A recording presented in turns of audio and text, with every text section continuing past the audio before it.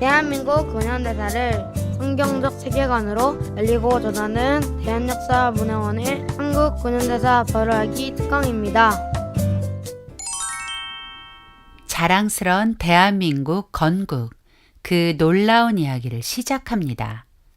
1948년 8월 15일, 많은 방해와 어려움을 헤치고 드디어 대한민국이 건국되었습니다. 이 놀라운 사건은 하루아침에 일어난 일이 아니었습니다. 하나님께서 흑암의 땅 조선을 주목하셨고 종의 멍에를 짊어진 채 고통받던 조선 백성을 구원하기 위한 조선 탈출 프로젝트를 시작하셨습니다. 조선을 자유케 하라는 하나님의 명령에 순종하여 조선에 온 선교사들은 조선에 복음을 심고 학교와 병원, 그리고 그들이 가진 모든 좋은 것을 조선에 이양하여 자유를 선물했습니다. 선교사들이 전해준 자유의 복음은 1899년 한성 감옥에서 이승만을 하나님의 사람으로 변화시켰고, 하나님의 사람이 된 이승만은 하나님 말씀대로 통치되는 거룩한 나라 선진한국과 자유를 선포하는 나라 선교한국을 꿈꾸게 되었습니다. 하지만 대한민국의 탄생을 방해하는 사단의 전략, 36년의 일제 식민 통치라는 고통의 시간을 감내해야만 했습니다. 끝이 보이지 않았던 일제 식민 통치는 전능하신 하나님의 손을 통해 막을 내렸고 1945년 8월 15일 감격스런 해방을 맞이했습니다. 하지만 해방과 동시에 완전한 독립이 찾아온 것은 아니었습니다. 좌우합작, 공산주의, 그리고 공산폭동이라는 건국의 걸림돌에 막혀 3년 동안 자유민주주의 국가 건국을 위한 치열한 싸움을 싸워야만 했습니다. 그리고 드디어 1948년 8월 15일 자랑스런 대한민국이 탄생한 것입니다. 대한민국 건국 과정은 우리를 여러 번 놀라게 합니다. 왜냐하면 대한민국 건국 과정 전체가 하나님이 인도하신 구원의 역사였기 때문입니다. 대한민국 건국 과정은 절차에 있어서 그 어떤 나라와 비교해도 뒤지지 않는 높은 수준이었고, 자유공화정을 채택한 나라들의 모델이라 해도 손색이 없습니다. 대한민국 건국의 절차는 이랬습니다. 1948년 5월 10일 자유총선거를 통해 국회의원을 선출하고 1948년 5월 31일 자유총선거를 통해 선출된 198명의 국회의원으로 건국 국회가 구성되었습니다. 1948년 7월 17일 그 국회가 헌법을 만들어 공포했죠. 1948년 7월 24일 간접선거를 통해 대한민국의 초대 대통령이 취임하고 1948년 8월 15일 대한민국 건국을 선포하는 정부 수립 선포식으로 건국을 완성한 것입니다. 이제부터 이 자랑스런 건국 과정을 단계별로 살펴보겠습니다. 대한민국 건국의 첫 번째 관문은 1948년 5월 10일 시행된 자유총선거입니다. 자유총선거는 국민을 대표하는 국회의원을 선출하여 국회를 구성하기 위한 선거로 모든 국민에게 일제히 자유를 준 놀랍고 획기적인 사건이었습니다. 지금부터 자유총선거의 진행 과정과 그 의의에 대해 알아볼까요? 5월 10일 시행된 자유총선거는 남한의 각 선거구에서 총 200명의 국회의원을 선출하여 국회를 구성하기 위한 것이었습니다. 국회는 입법부로 법을 만드는 기관입니다. 때문에 한 나라를 건국함에 있어 가장 먼저 세워져야 하는 기관이 바로 입법부입니다. 그래서 입법부를 구성하는 국회의원 선거가 건국 과정에서 가장 먼저 시행된 것입니다. 해방 직후인 1945년 12월 모스크바 3상회의에서 한반도의 완전한 독립을 위해 신탁 통치를 결의하고 그 실행은 미소 공동위원회를 설치하여 그 결정에 따르기로 했습니다. 하지만 미국과 소련의 의견차가 좁혀지지 않았고 1947년 9월 17일 미국은 한반도 독립 문제를 유엔으로 넘겼죠. 1947년 11월 14일 유엔 총회는 미국 측 의견이 대거 반영된 결의안을 채택하고 표결에 붙여 한반도의 독립을 위해 남북한 단일 선거를 실시하기로 결의하고 합법적이고 투명한 선거를 위해 한반도의 선거를 감시하고 협의할 권한을 가진 유엔 한국임시위원단을 즉시 구성하기로 결정했습니다. 한반도에 파견할 임시위원단은 총 9개국으로 구성하고 한반도에서 시행될 선거의 방식은 성인 보통 선거제에 기초한 비밀 투표 방식에 의해 실시될 것이며 각 선거구의 인구 비례로 대표를 선출하여 선출된 대표들로 국회를 구성하고 한국의 독자적인 정부를 수립하는 것을 목표로 한다는 내용의 결의문을 발표했습니다. 유엔 총회에 남북 단일 선거 결정이 전해지자 남한은 남북 단일 선거를 환영했습니다. 하지만 북한은 유엔의 결정을 받아들일 수 없다며 반발했습니다. 더구나 이제껏 이승만 박사와 마음을 같이 하던 김구 선생이 총선거를 반대하고 나서며 진정한 통일을 위해서라도 반드시 선거를 통해 자유민주주의 정부를 구성해야 한다는 이승만 박사와 대립하며 총선거 실시에 재를 뿌렸죠. 이런 상황에서 1948년 1월 7일 필리핀, 엘살바도르, 프랑스, 중국, 인도, 시리아, 호주, 캐나다 총 8개국의 대표가 유엔 한국임시위원단 자격으로 한국에 도착했습니다. 8개국 모든 나라가 총선거를 지지하는 마음으로 한국에 온 것은 아니었습니다.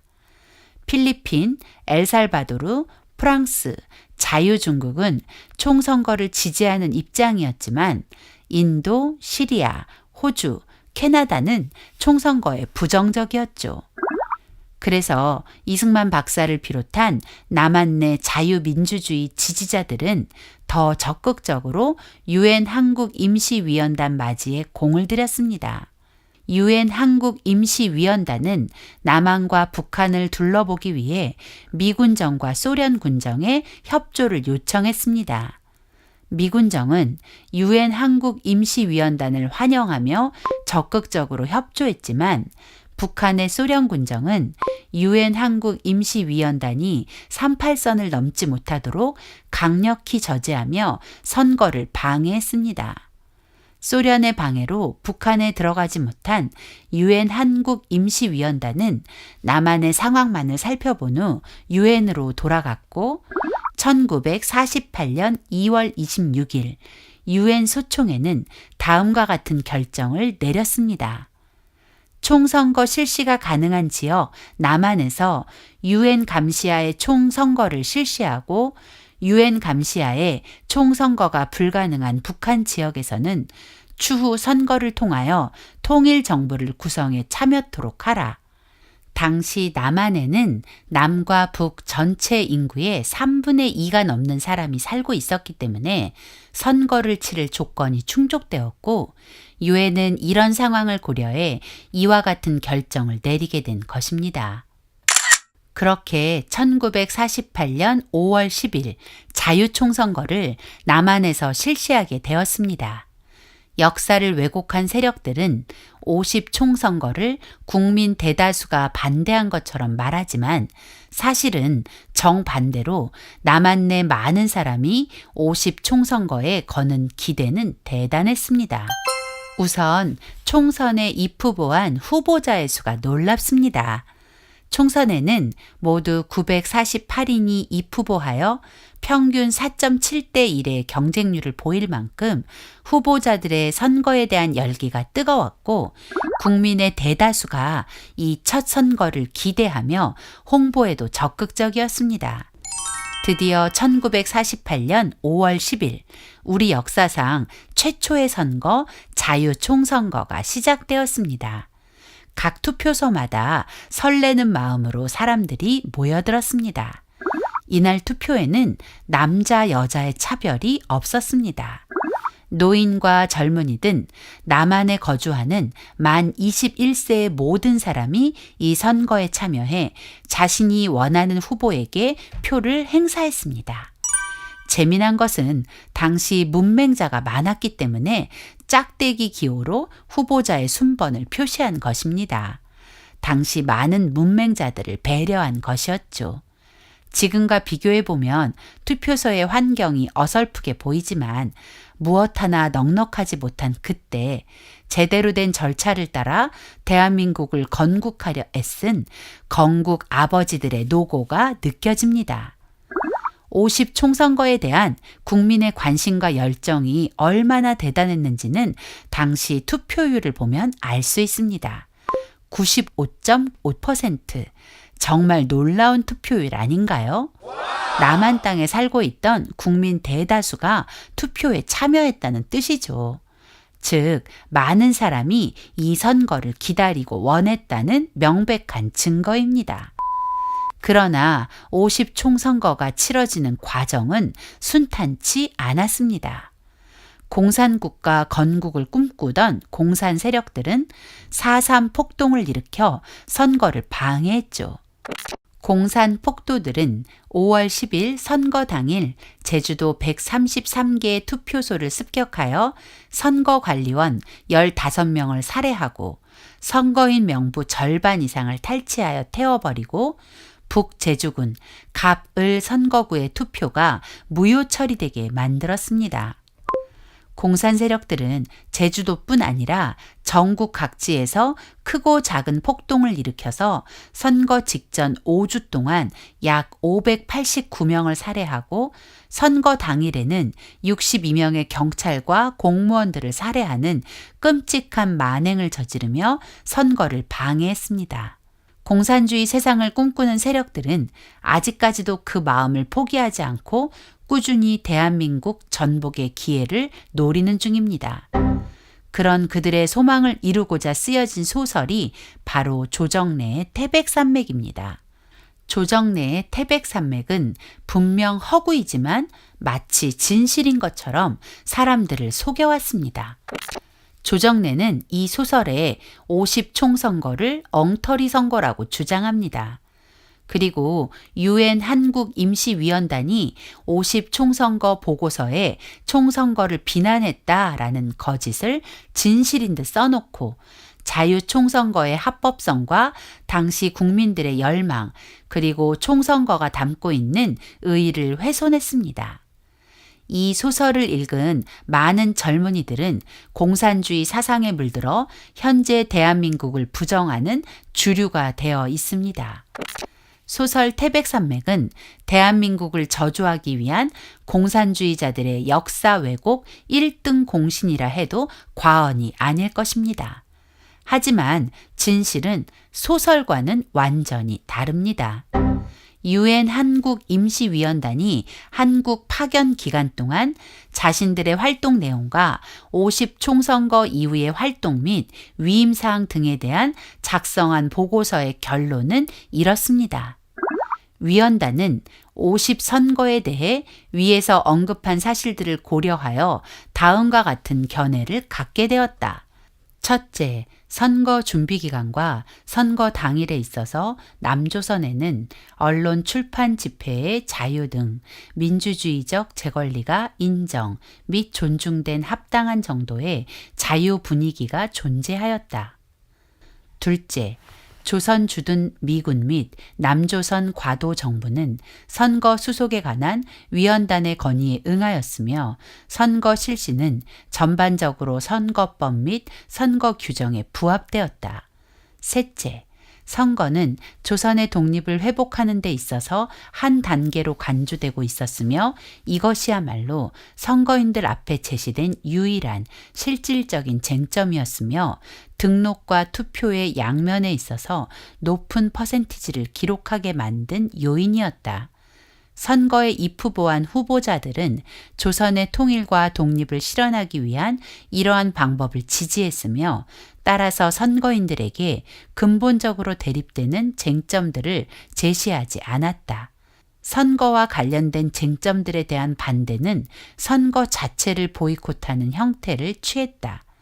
마지막으로 선거감시반의 보고서와 위에 언급한 각 장별 결론들을 고려하고 또 조선 사람들의 전통적 역사적 배경을 생각할 때 1948년 5월 10일 투표의 결과는 조선의 위원단이 접근 가능한 부분이며 전체 조선 인구의 약 3분의 2에 근접하는 인구가 거주하고 있는 지역에 있어서 선거인들의 자유의사에 타당한 표현이라고 정리했습니다.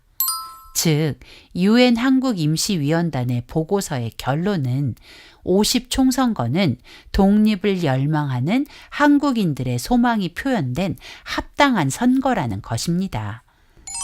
50 총선거는 선거의 4대 기본 원칙, 보통선거, 평등선거, 직접선거, 비밀선거의 원칙이 적용된 수준 높은 선거였습니다.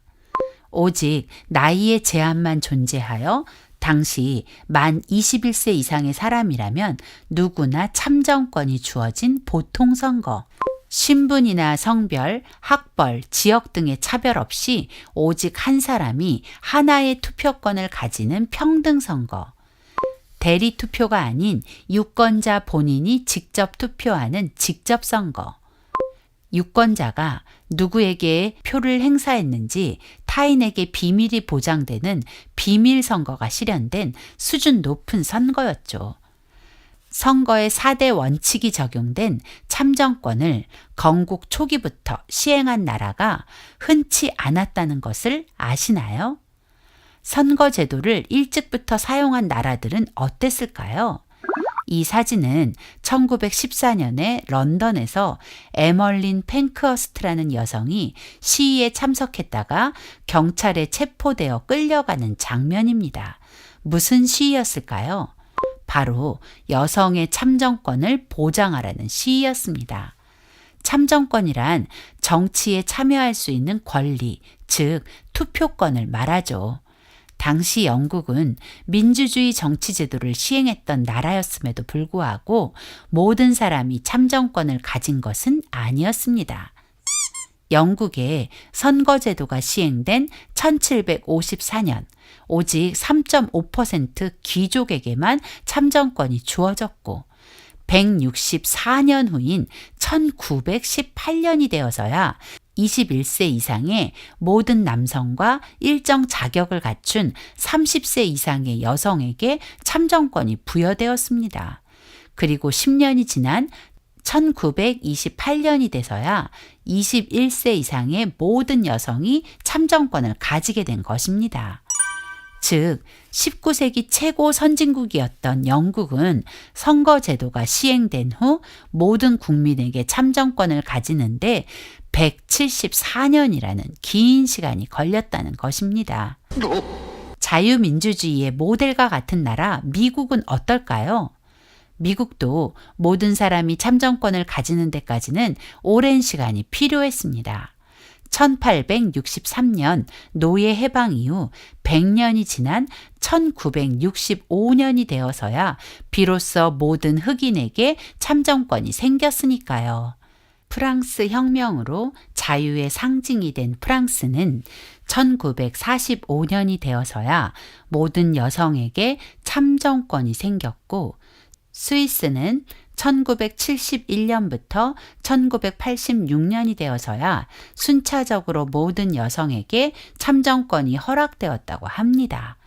그런데 놀랍게도 대한민국은 50 총선거를 통해 단번에 만 21세 이상의 모든 남녀가 그 어떤 제약과 조건도 없이 참정권을 가지게 된 것입니다.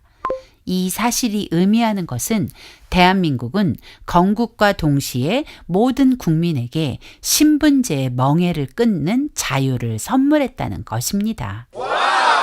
이렇게 놀라운 50총선거를 통해 첫 국민대표 국회의원이 선출되었죠.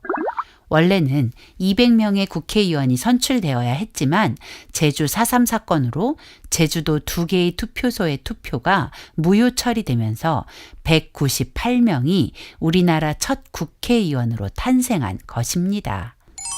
50총선거에서 선출된 198명의 대한민국 첫 국회의원들은 1948년 5월 31일 대한민국 역사의 첫 번째 국회, 재헌국회로 시작되었습니다.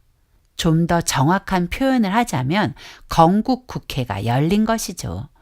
최초의 국회를 재헌국회라 부르는 이유는 헌법을 제정한 국회이기 때문입니다. 이 사진은 우리나라 최초의 국회의원들이 모여 대한민국 첫 번째 국회가 열리는 장면입니다. 정말 감격스러운 장면이죠.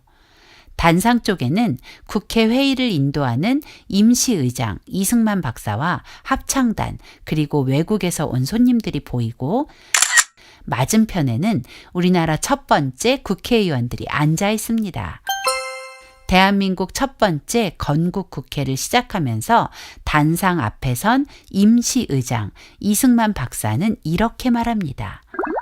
대한민국 독립민주국 제1차 회의를 여기서 열게 된 것을 우리가 하나님께 감사해야 할 것입니다. 종교 사상 무엇을 가지고 있든지 누구나 오늘을 당해가지고 사람의 힘으로만 된 것이라고 우리가 자랑할 수 없을 것입니다. 그러므로 하나님께 감사를 드리지 않을 수 없습니다.